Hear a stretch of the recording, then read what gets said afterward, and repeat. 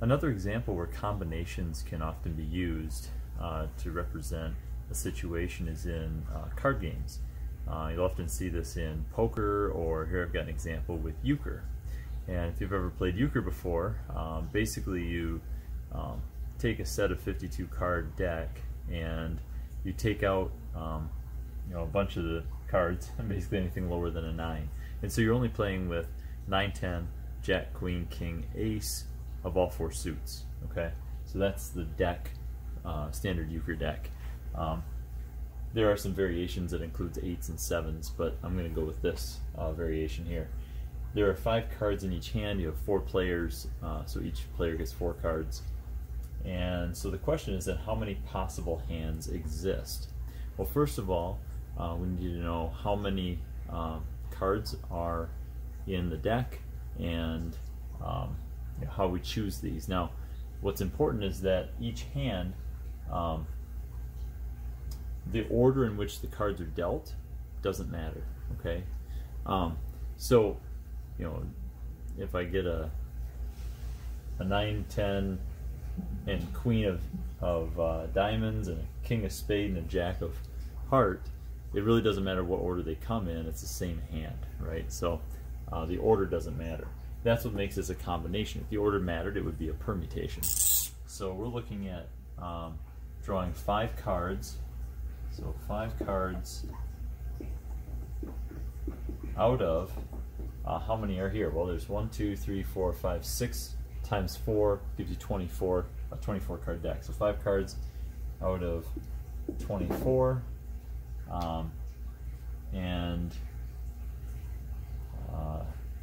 and of course the order does not matter. Order does not matter, and that's what makes this a combination.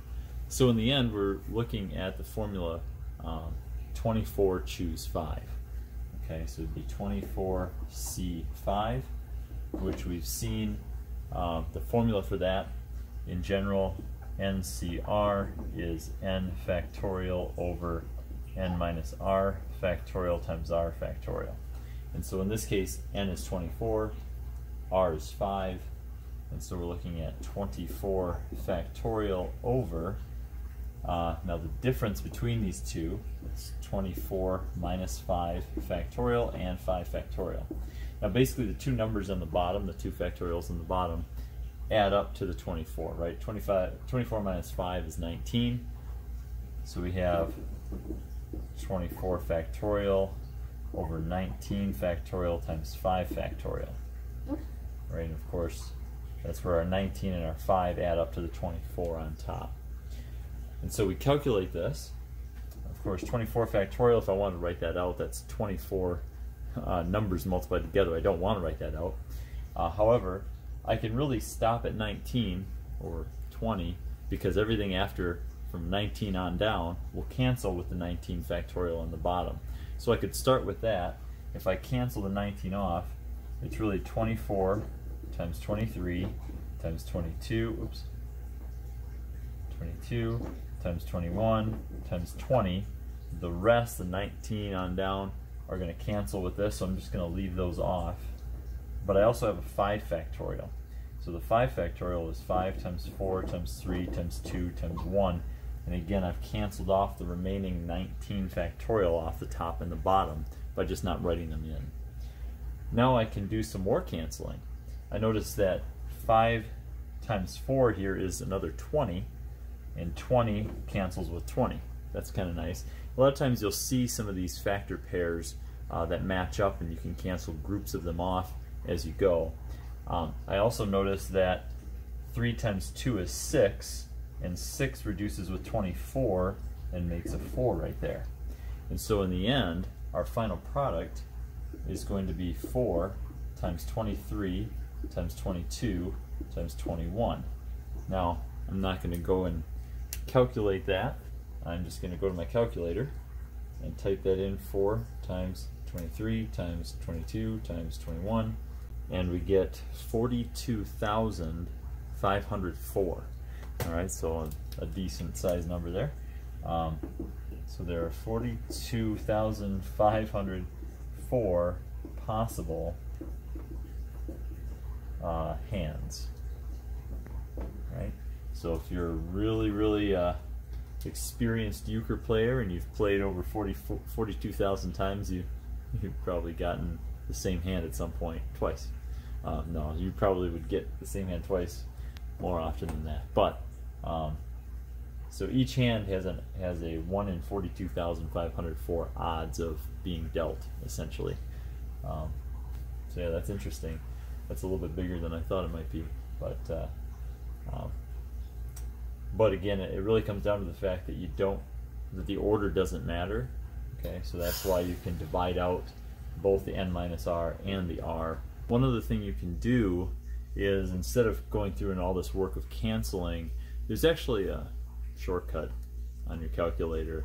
Now, I didn't share this with the permutations, but it is also on the permutations as well. And so you can actually type in this 24 choose 5 on your calculator. It's under the math menu.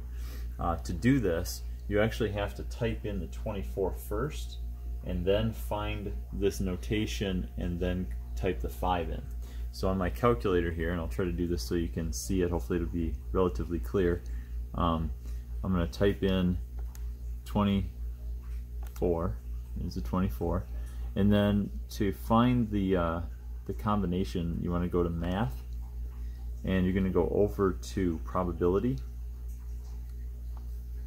and you'll see there's an NPR and an NCR.